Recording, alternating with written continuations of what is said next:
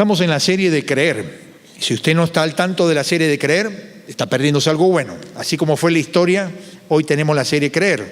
Y por ello, al final, hay materiales para que puedan adquirirlos los que todavía, distraídos, no lo han comprado. Porque es importante que lo tengas, y si no estás yendo a un GDA, pues puede venir a los cursos domingo en la mañana o lunes en la noche.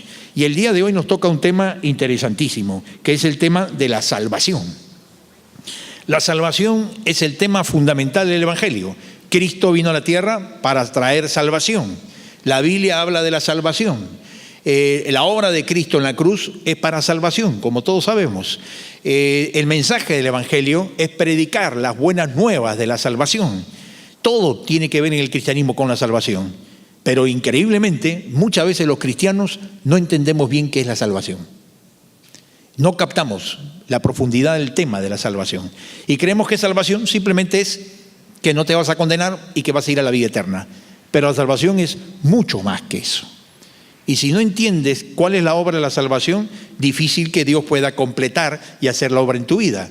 Porque la salvación para el cristiano no es algo que cuando te arrepientes y crees en Cristo, lo recibes y queda en tu vida personal como un evento del pasado solamente, sino que la salvación, dice la Biblia, es una acción de Dios presente, progresiva y constante, que cada día se tiene que ir resplandeciendo, se tiene que ir manifestando en nuestra vida diaria, en nuestra familia, en el trabajo, en nuestro diario vivir, en relaciones unos con otros, y que esa salvación que progresivamente, desde el día en que conociste a Cristo, se tiene que ir perfeccionando, se tiene que ir manifestando, consolidando, tiene que además luego culminarse cuando vayamos a la presencia de Dios el día de la resurrección y recibamos cuerpos glorificados, dejemos estos cuerpos enfermizos, débiles, frágiles, de carne y hueso, que al final cuentas un día se van a morir, para poder vivir con cuerpos glorificados por la eternidad, cuando recién dejemos la naturaleza caída que tenemos y recibamos una naturaleza glorificada como la de Cristo. Así que la salvación tiene 3 tiempos. El día en que te entregas a Cristo, si te has entregado a Cristo en el pasado, porque acá no vale ser ni evangélico, ni católico, ni griego ortodoxo. Si no te has arrepentido y creído en Cristo, es que te falta la salvación todavía. Pero cuando entregas tu vida a Cristo un día en el pasado, entonces empieza el proceso de salvación, debes seguir en el presente y tiene la esperanza que un día culmine en el futuro, en la eternidad. Así que hay 3 tiempos en la salvación para todo el que ya ha recibido la salvación. Pero además la salvación no solo tiene 3 tiempos, pero tiene 3 dimensiones que queremos hablar en esta mañana. Y lo interesante es que lo que la palabra dice en Gálatas, queremos aprovechar nosotros el libro de Gálatas que hemos leído esta mañana, para solo en base a la epístola de Pablo a los Gálatas, solo mirando los Gálatas en el Nuevo Testamento, y no mirar todo el conjunto del Nuevo Testamento, vamos a mirar qué dice Pablo en Gálatas de la salvación y aprender las 3 dimensiones que hay. Lo primero que Pablo va a enfatizar en Gálatas, en el versículo 1, 15 y 16, es hablar de la gracia de Dios. Él va a decirnos que la salvación es por gracia. ¿Y qué es la gracia? La gracia es la acción inmerecida de Dios. Es decir, ninguno de nosotros merecería ser salvados. Y solamente somos salvados por la gracia inmerecida de Dios. Eso es lo que establece Pablo cuando empieza en Gálatas 1, 15 y 16. Dice, sin embargo, Dios me había apartado desde el vientre de mi madre y me llamó por su gracia, cuando Él tuvo a bien revelarme a su Hijo, para que yo lo predicara entre los gentiles. Él dice que el hecho de que se haya revelado Dios a su Hijo en su corazón y en su vida, revelar a su Hijo significa que Él conoció quién es Cristo, el Salvador, quién es Cristo, el Mesías, el Rey, el que murió por Él, que el que haya entendido esto Él, era una acción de la gracia de Dios. Es decir, que Él no merecía recibir esta revelación, pero Dios se la había dado. Y él dice que esa es la razón por la cual predica a los gentiles. Y él dice que este hecho Dios lo había planeado desde antes del vientre de su madre. Ya había planeado que él reciba la gracia de Dios. Así que si es algo tan importante recibir la salvación por gracia, ¿qué significa esta salvación? 3 cosas Pablo enfatiza en Gálatas de las dimensiones de la salvación. Lo primero que le voy a enfatizar en Gálatas es que Dios nos salva de nuestras inútiles buenas obras. Dios nos va a salvar de nuestras propias buenas obras inútiles. Una de las cosas más populares y comunes en América Latina en particular, por el trasfondo religioso del que venimos, es que todos para salvarnos tenemos que portarnos bien. Tenemos que hacer buenas obras, o por lo menos dejar hacer lo malo que podamos, hacer todo el bien que podamos, y cuanto más seamos buena gente, benévolos, bondadosos, amorosos, servimos a los pobres, ayudamos a los demás y ayudamos a la gente, eso de alguna manera nos va a servir a nosotros un día para ir al cielo o para recibir la eternidad. La Biblia nos dice que eso no es cierto. Jesucristo nunca predicó eso. Jesucristo nunca mencionó en el Evangelio eso. Nunca enfatizó esa realidad. Esa es nuestra mala comprensión del Evangelio, lo que ha creado esta falacia, que es engañosa y peligrosa, porque nos puede terminar condenando si nosotros no salimos de este engaño, de esta falsedad. Nunca la Biblia dice que las buenas obras te llevan al cielo. Nunca. Y las buenas obras no van a salvar a nadie. Por eso dice el dicho popular que el infierno está pavimentado de las buenas intenciones de los seres humanos. Pero no te llevan a traer salvación, ni a ser aceptado por Dios, ni a ser considerado justificado, ni perfecto delante de los ojos de Dios. Pablo lo dice claramente. Fíjate tú, para que no quepa duda alguna, cómo le explica en Gálatas 3, 10 y 11. Dice, todos los que viven por las obras que demanda la ley están bajo maldición. Porque está escrito, maldito sea quien no practique fielmente todo lo que está escrito en el libro de la ley. Vamos a quedarnos en esa primera parte. Pablo lo que está diciendo es que los que viven por las obras que demanda la ley, ese vivir por las obras que demanda la ley. ¿Cuál ley? La ley de Moisés. Lo que Pablo está diciendo es que todos los que están tratando de por cumplir los mandamientos de la ley de Moisés, los 10 mandamientos, o cualquier ley que Dios dice que esto es bueno y esto es malo, los que tratan de vivir cumpliendo las obras que demanda la ley, están bajo maldición en lugar de estar bajo salvación. Es todo lo contrario. ¿Por qué? Luego le explica por qué. Porque ahí había una ley del Antiguo Testamento que Dios había dado diciendo, maldito sea quien no practique fielmente todo lo que está escrito en el libro de la ley. Es decir, la única manera para que nosotros pudiéramos salvarnos por buenas obras habría sido, lo cual es imposible, que un ser humano cumpla todo lo que dice la ley de Moisés. ¿Cierto? Eso es lo que dice aquí. Pero si no lo cumples todo, no una parte, no 10%, no 85%, no ni siquiera 95%, sino todo, entonces estás bajo maldición, es decir, no bajo salvación. ¿Y qué dice la palabra de Dios? Que la realidad es, como dice Santiago, es que el tema es difícil, porque cumplir la ley de Dios, Dios nos demanda que la cumplamos de pensamiento. O sea, no basta que simplemente no mates, sino la Biblia dice que si deseas matar o te enojas contra alguien, ya lo mataste en tu corazón. Así que había que cumplir la ley de pensamiento, de intención, de acción, y tampoco romperla de omisión. Es decir, que si tenías que amar a alguien, ayudar a alguien y no lo hiciste, también te es contado como pecado. Por eso es que Santiago dice, el que cumple con toda la ley, pero falla en un solo punto, ya es culpable de haberla quebrantado, ¿cuánto? Una parte. O no, es culpable de haber quebrantado ese mandamiento, ¿no? ¿Qué dice la palabra de Dios? Que el que rompe en un punto la ley es culpable por haber roto, ¿cuánto de la ley? Toda la ley. Entonces, si cumples 9 mandamientos y uno no en tu vida, estás bajo maldición. Si cumpliste 8 pero 2 no, estás bajo maldición. Pero lo que pasa es que los humanos calculamos, decimos 8 contra 2 voy ganando, entonces quiere decir que tengo puntos en el cielo. O 9 contra 1 estoy bien. Pero la Biblia dice no. Dice que el que cumple con toda la ley, pero falla en un solo punto, ya es culpable de haberla quebrantado toda. Esta es la razón por la cual, volviendo a Gálatas, Pablo va a explicar, maldito sea quien no practique fielmente todo lo que está escrito en el libro de la ley. Entonces, ¿qué quiere decir?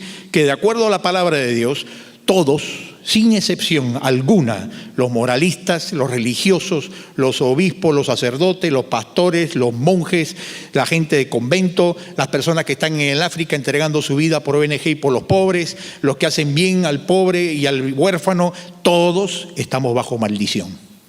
Ningún ser humano ha cumplido toda la ley. La Biblia dice, por cuanto todos pecamos, estamos destituidos de la gloria de Dios.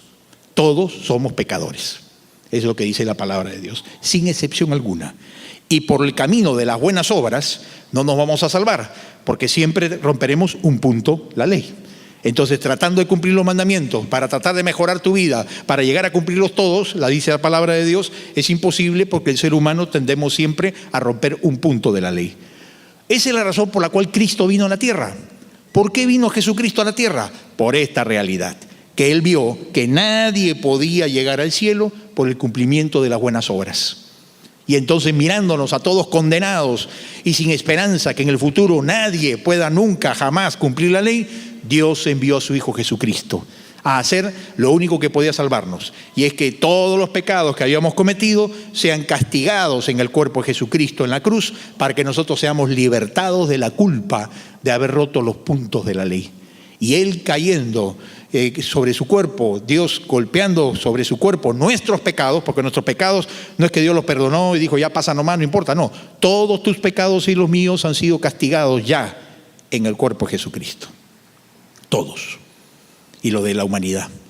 De manera tal que cuando uno cree que Cristo murió en la cruz por tus pecados, y Él sufrió y fue castigado por tus pecados y por los míos, la fe en la obra de Cristo, dice la palabra de Dios, nos salva.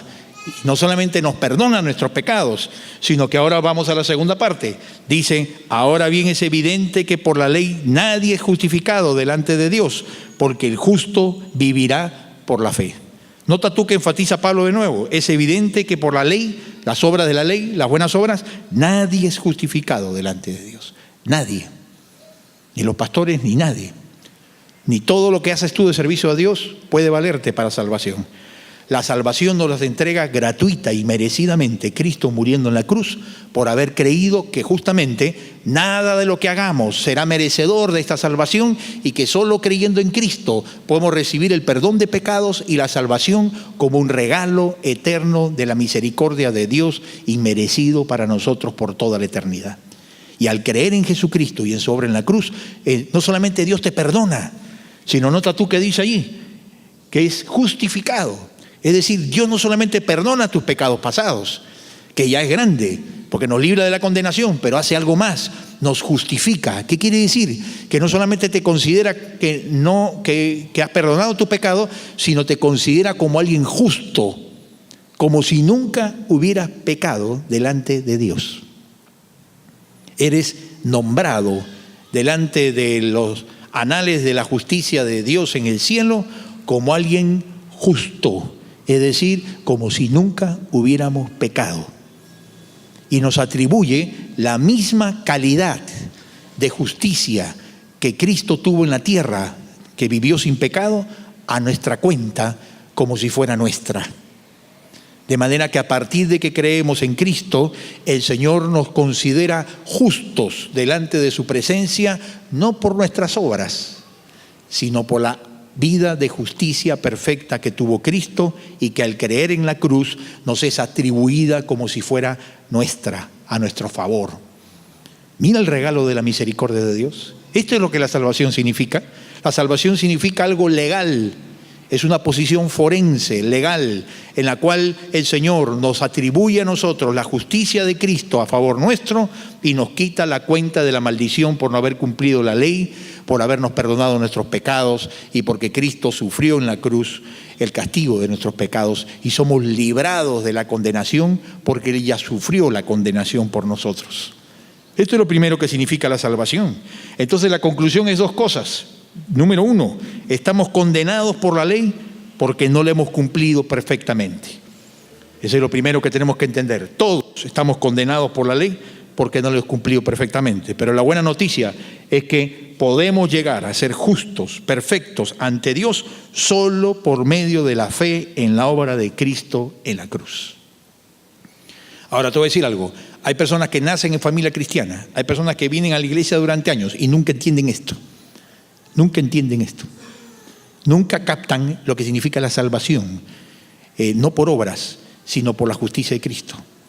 Y si tú lo estás entendiendo por primera vez, entonces es porque también tú mismo tienes que hacer una reafirmación de tu fe en la salvación de Cristo, no por tus buenas obras, sino por la misericordia de Cristo en la cruz. Y esta mañana vamos a dar una oportunidad al final del mensaje para los que quieren estar seguros de haber recibido la salvación y entendiéndola correctamente, no como la entendíamos popularmente o a nuestra manera, podamos salir de aquí reafirmados. Es importante que en tu vida tengas claridad que un día entendiste que hizo Cristo por ti y tomaste tu decisión de fe de pedir recibir la salvación en tu corazón. Así como hice yo. Yo venía de un colegio religioso desde kindergarten y un día, siendo joven, entendí esto y yo dije, madre mía, ¿cuándo se pasó el tren y no lo vi? ¿Cómo fue que nunca entendí esto? ¿Cómo fue que nunca me lo explicaron? Y cuando lo entendí, dije, yo necesito la salvación en Cristo.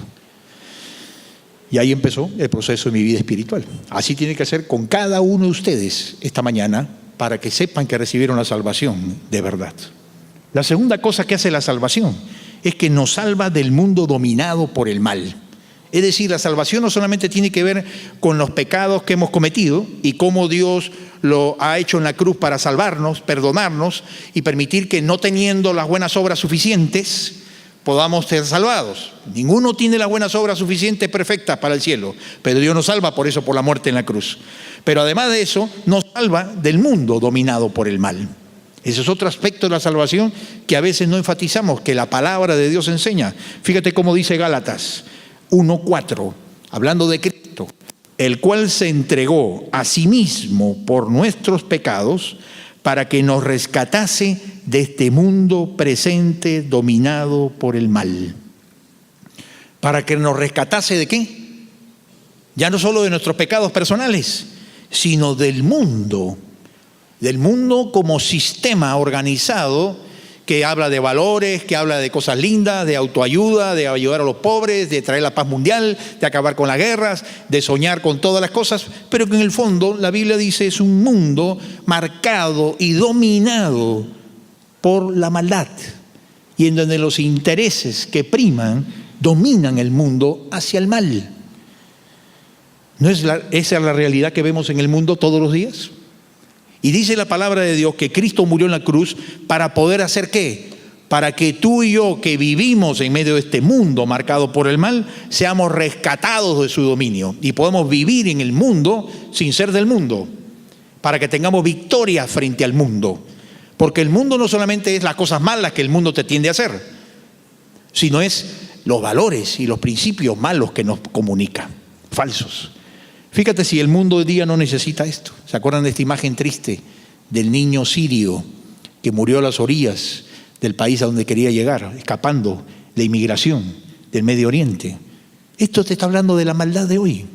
Te está hablando de la maldad no solo del Estado Islámico, te está hablando de la maldad de los traficantes de barcas en Medio Oriente pidiendo 3.000 euros, 5.000 euros por cada niño para cruzar el barco a Europa y haciendo un negocio de la salvación humana. Pero habla también de las autoridades corruptas de los países. Habla también del egoísmo en muchas naciones, en Europa, donde han puesto las murallas para que no pase la gente. Alambrados, o le sueltan perros para perseguir a las personas y a los niños y a las mujeres que están huyendo ¿de dónde? Del hambre, la guerra civil de Siria, que ya tiene 300.000 muertos en 6 años. ¿Y no ves tú el egoísmo humano? ¿No ves tú el egoísmo humano?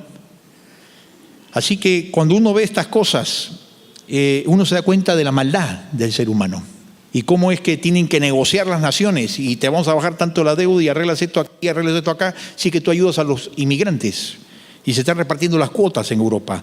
Y hay algunas naciones que han tomado una actitud más humanitaria que otras. Pero el número de refugiados en el mundo de hoy es el más alto después de la Segunda Guerra Mundial. Hace poco nuestra iglesia, en lo poco que pudimos hacer, enviamos una ofrenda en nuestro fondo de misiones que recogemos de todos nosotros para ayudar a Siria, justamente a la iglesia, a los cristianos que están ayudando a la gente desesperada. Algo tenemos que hacer, práctico. No solamente decir, uy, qué pena, ¿no? ¿Qué almorzamos hoy? Sino poder comprometernos como cristianos. No podemos vivir encerrados en tu castillo de naipes, de que yo estoy bien, mis hijos están bien y al resto que le parta un rayo. Porque no es la voluntad de Dios que vivamos así, que nos parezcamos al mundo egoísta, sino como cristianos vivamos diferente. Vivimos en una corrupción tremenda que cada vez se desata más en nuestros países. Y tenemos gobernantes corruptos, parlamentarios corruptos, partidos políticos corruptos y candidatos a la presidencia corruptos. Entonces simplemente tienes que escoger cuál es el menos corrupto a tu concepto. Esa es la realidad en América Latina, lamentablemente. Esa es la triste realidad. ¿Y por qué hay corruptos en la clase política? Porque los ciudadanos, la gente de a pie, la gente que compone nuestros países, es decir, entre nosotros mismos está la corrupción. Entre nosotros mismos está la corrupción. Y la gente corrompe, coimea, soborna, miente, engaña, no cumple las normas. Entonces, tenemos clases políticas corruptas en Latinoamérica porque los latinoamericanos mismos somos corruptos. Y la iglesia y la salvación tiene que ver con salvarnos de esta corriente del mundo. Y el que viene a la salvación de Cristo, tenemos que ir abandonando y huyendo de la corrupción egoísta del mundo. Para mí me preocupa más que este cuadro. ¿Sabes cuál me preocupa más? Me preocupa este. Tú dirías que avance de tecnología. Qué infancia precoz, qué inteligencia los niños. Yo antes con la justa sabía abrir la puerta, hoy ellos abren aplicaciones. Depende cómo lo veas. Para algunos es señal de modernidad, de tecnología, de avance. Yo pienso que es eso y más que eso. Vivimos lo que llama alguien en un colonialismo mental. La llamada globalización no es más que la mundialización de lo mejor y lo peor de Occidente implantado por la tecnología a todo el mundo. Ya no hay colonialismo con ejércitos invadiendo naciones de países emergentes como los nuestros, pero hay un colonialismo ideológico, mental, cultural, en el que todos los valores distorsionados y pervertidos que hay en el mundo hoy se nos comunican como si fueran lo mejor. Ejemplo, el otro día le entrevistaron a una cantante que no tengo el nombre, cuál era su posición sexual, si era heterosexual, bisexual o lesbiana. Y ella dijo, no, ninguno, que ella era pansexual. Pansexual no era que comía pan mientras tenía sexo, sino que significaba que era con todo. Y él explicó, con todo lo que se mueve y respira. Interesante, dije, pansexual. Yo pensaba que se compraba en la panadería, pero no. Pansexual, ella dijo, claro, mucho de esto son modas, ¿no? Son modas y formas de traer la atención y llamar la atención y subir el rating, porque ahora decir estas tonterías, más bien la gente quiere escuchar más sus canciones. Este es el mundo podrido en que vivimos, ¿no? Y este colonialismo mental hace que chicos y chicas estén comprando y pensando que a través de la música, la moda, las culturas, los medios, estemos bebiendo de una cantidad de valores distorsionados, de distorsión de la familia y de conductas sexuales que creemos que son lo más común y normal del mundo, simplemente porque todos lo hacen. Y creo que nosotros tenemos que pensar realmente en este cuadro, es a qué estamos exponiendo hoy día cada vez más tempranamente a los niños. Porque si antes tenías que cuidar a un niño de una mala influencia en el parque, hoy la puede tener en su casa, en su cuarto, sentado en su cama, por el internet, si no estás cuidando a los padres y orientándoles frente a todo esto que está ocurriendo. Así que cuando el Señor Jesucristo nos habla acerca de que Él se entregó a sí mismo por nosotros y que la obra en la cruz tiene que ver con que seamos rescatados, liberados, seamos nosotros resistiendo, oponiéndonos a la corriente de este mundo, no en sus avances positivos, no en la tecnología, no en la ciencia, el cristiano no llama a ser un retrógrado, sino todo lo que es perversión, desviación, distorsión de los valores de la familia, de la vida, que están basados en la palabra de Dios y en Cristo. Y la pregunta es, ¿cómo estás tú como cristiano? ¿Estás como estos niños en el que recibimos todos los días un tsunami de información que asimilamos, pero muchas veces no reflexionamos. Porque si tú estás bajo el bombardeo diario, y lo estás, de que vives en este mundo, lo estamos. La pregunta es, ¿reflexionas? ¿Piensas? ¿Tienes una actitud crítica pensando, esto está de acuerdo a la palabra, esto es verdad, no es verdad, esto es correcto, no es correcto, hace bien a mi vida, a mi familia, a mi matrimonio, a mis hijos, a los niños? Si no tenemos una actitud pensante, entonces nos volvemos en una multitud de borregos, manada de borregos que vamos balando detrás de esta sociedad de consumo. Dios nos libre de ser borregos sin pensamiento. Y para hacerlo, la mejor manera es entender que Cristo murió en la cruz para darnos la capacidad de ser rescatados de la corriente de este mundo y no ser de la manada de borregos, sino rescatarnos de ellos para poder ser cristianos auténticos, comprometidos, con principios, con valores, y que estamos dispuestos a sufrir y a padecer por ser cristianos auténticos en nuestra vida. La pregunta es, ¿tú eres de los que te resisten a la corriente del mundo o eres de los que estás nadando llevado por la corriente del mundo? ¿Piensas, te opones o simplemente aplaudes todo lo que hace esta sociedad de consumo? Esa es la segunda dimensión de la salvación que hay que cuidar. ¿Dónde estamos nosotros? Porque todos están corriendo tras el dinero. ¿Dónde estás tú en medio de todo esto? La tercera cosa y final es que la salvación no solamente es que hace, el Señor muestra que las obras buenas son inútiles, no solamente nos dice que vivimos en un mundo del que tenemos que ser salvados, sino que nos dice además que nos tiene que salvar de nuestro propio oscuro corazón. Tu corazón tiene que ser transformado, tu vida misma, porque tu corazón, con todas las cosas buenas que haces, tiene también su oscuridad. Tiene su lado tenebroso, tu naturaleza caída. Y Pablo nos habla de eso. Pablo dice, he sido crucificado con Cristo y ya no vivo yo, sino que Cristo vive en mí. Lo que ahora vivo en el cuerpo, lo vivo por la fe que en el Hijo de Dios, quien me amó y dio su vida por mí. Pablo está diciendo, cuando dice he sido crucificado con Cristo, no significa que a él lo clavaron al lado de Cristo en el Calvario.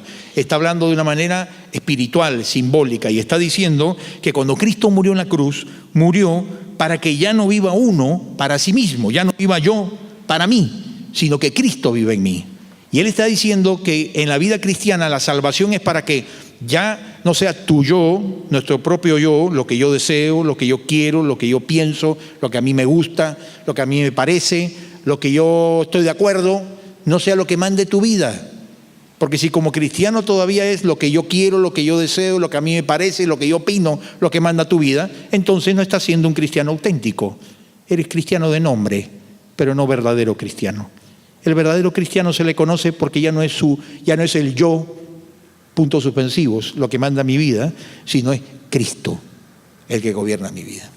Y ese cambio de que Cristo gobierne nuestro oscuro corazón, lo dice el apóstol Pablo mismo en Gálatas, que es fundamental. Él va a decirnos que el corazón humano nuestro produce estas cosas. Ahí en Gálatas 5, 19 al 21 nos dice que las obras de la naturaleza caída producen estas cosas. Producen pasiones sensuales, adulterio, fornicación, inmundicia, es toda forma de perversidad sexual, pornografía, disolución. Habla de desvíos espirituales, gente que cae en idolatrías, hechicerías.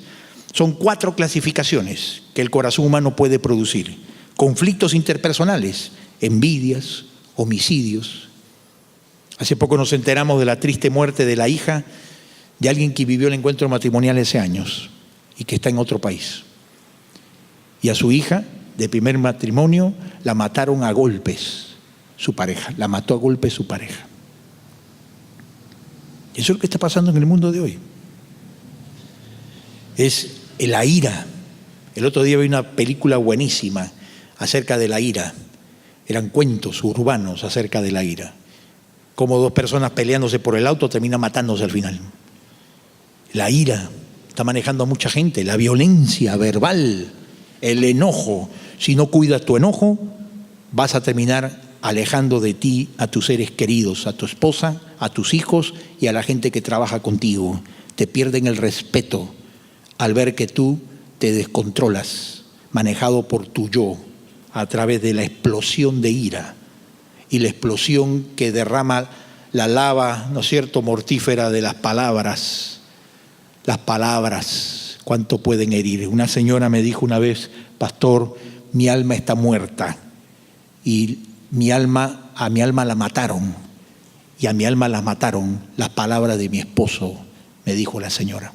Hace años que mi alma está muerta porque la mataron las palabras de su esposo. Se me quedó grabado, ¿no? La Biblia dice que la lengua produce vida cuando afirmas, cuando amas, cuando perdonas, cuando tienes paciencia, cuando reafirmas, animas, reconoces. Pero la palabra también mata, cuando viene con la ira, con la envidia, con la ironía, con el sarcasmo. ¿Cómo usas tus palabras? En el corazón oscuro humano, las palabras matan o dan vida. Y Cristo te salvó para que no vivas en función de tu oscuro corazón. Y excesos corporales, borracheras, banqueteos, orgías.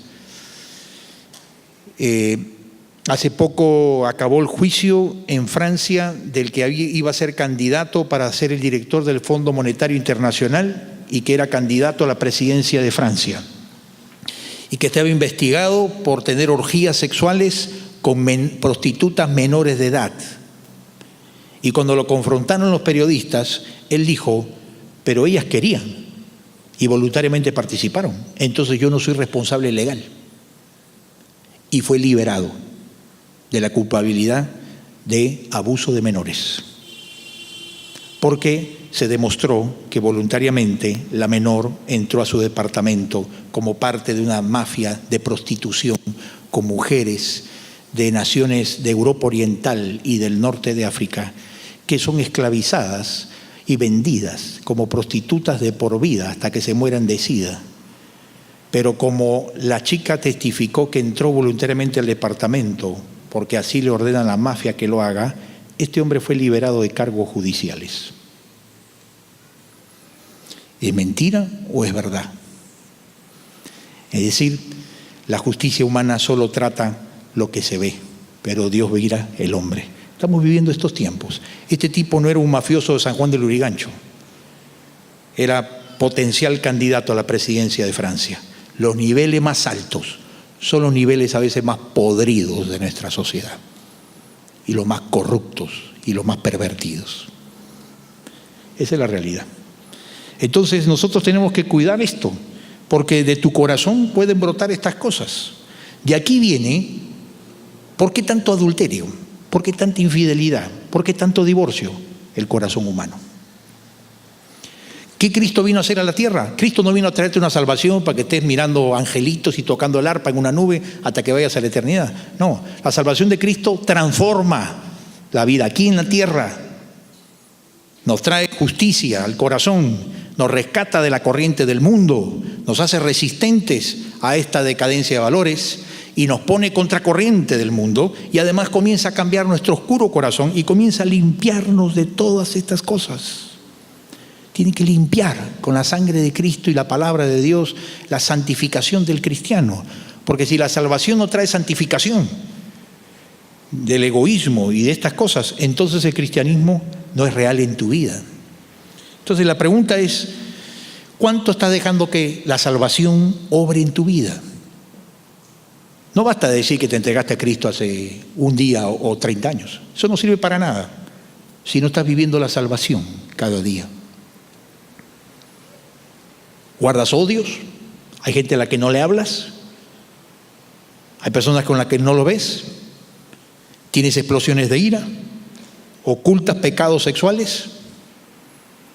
Entonces falta que la salvación limpie más profundamente tu corazón. ¿Crees que tu salvación es por buenas obras? Necesitas conocer más profunda la salvación de Cristo. Por eso es que hay que entender que al salvarnos Dios no solo perdona nuestros pecados, sino rompe las cadenas para ser libres del pecado. Dios no solamente quiere perdonar tus pecados, quiere que seas libre de esta realidad anteriormente mencionada. Y obviamente frente a esta realidad de que la salvación de Dios es transformación, es vida nueva, es ser santificados, es ser rescatados de nuestro oscuro corazón, es ser sacados de la corriente de este mundo para comenzar a pensar a dónde vas y no solamente correr por la plata, los títulos y el éxito, sino entender que estás para algo más que eso, que se acaba con la muerte simplemente. Entonces tenemos que pensar cómo está la salvación actuando en tu vida. ¿O hay salvación? Tal vez es la primera pregunta. Tal vez hay personas que esta mañana necesitan venir a la salvación de Cristo y decirle: Señor Jesús, entiendo que en la cruz hiciste esto, necesito recibir tu salvación. Y yo quisiera orar por todas las personas que saben que nunca han hecho esta oración de entrega a Cristo clara para salvación. Y quiero que me permitas orar por usted, para que tú entregues tu vida al Señor Jesús en esta mañana y le digas: Señor, obra salvación, trae mi salvación a mi vida. Pero también por los creyentes que recibieron la salvación y recibimos la salvación, pero que de pronto ya no es la obra de la salvación y la santificación del Señor la que está gobernando tu vida, sino ha dejado que este mundo o tu yo vuelva a dominar tu corazón. Así que vamos a orar. Te invito a que inclinemos nuestro rostro. Yo te invito a que, si tú te das cuenta que necesitas recibir la salvación de Cristo, no por tus buenas obras, sino por los méritos de Cristo, y necesitas que esta salvación siga gobernando tu vida, santificándote y librándote de la corriente del mundo, yo quiero orar por ti. Vamos a orar en silencio. Ora conmigo ahí donde estás y dile así al Señor: Padre Santo, gracias porque Jesucristo murió en la cruz para traer salvación a mi vida, salvarme de mis pobres, inútiles buenas obras que no me salvarían nunca, salvarme de mi propio oscuro corazón egoísta, salvarme de la corriente de este mundo. Y hoy, Señor Jesús, creo que en Cristo en la cruz murió para darme esta salvación, y yo la acepto, yo la necesito, yo la recibo de tu mano buena. Y yo quiero orar por todas las personas que han hecho esta oración. Yo quiero pedirle que donde estén levanten su mano y digan: yo he orado así, quiero orar por ti. Dios te bendiga, Dios le bendiga a usted. Las personas que nunca han hecho esta oración, sobre todo, Dios te bendiga, Dios le bendiga a usted. Hay otras personas aquí esta mañana que necesitan, tal vez, nunca han hecho esta oración de entrega de salvación. La salvación no se hereda, ni se recibe ni por el bautismo, ni por ningún rito. Es un regalo personal que Cristo da al que viene personalmente a Él. Si hay alguien más que necesita esta salvación, vamos a orar por usted. Oramos con cada uno de los que ha levantado su mano. Señor, gracias por esta salvación. Pedimos que la firmes, la consolides en cada corazón. Que tu salvación del mundo, del oscuro corazón y de nuestras pobres buenas obras traiga a nosotros la paz, el perdón, la santificación, la vida transformada y una visión nueva para vivir la vida aquí en la tierra, distinta y contraria a este mundo, Señor. Ayúdanos a ver la vida como tú la ves, Señor, para el futuro, para cada uno de nosotros. Y ayúdanos a ser valientes para ir contra la corriente de este mundo. Gracias, Padre. Bendice a cada uno que ha hecho decisión de venir a la salvación de Cristo. En el nombre de Jesús. Amén. Que el Señor nos bendiga y que su salvación se extienda, que la necesitamos en el Perú y en el mundo. Bendiciones.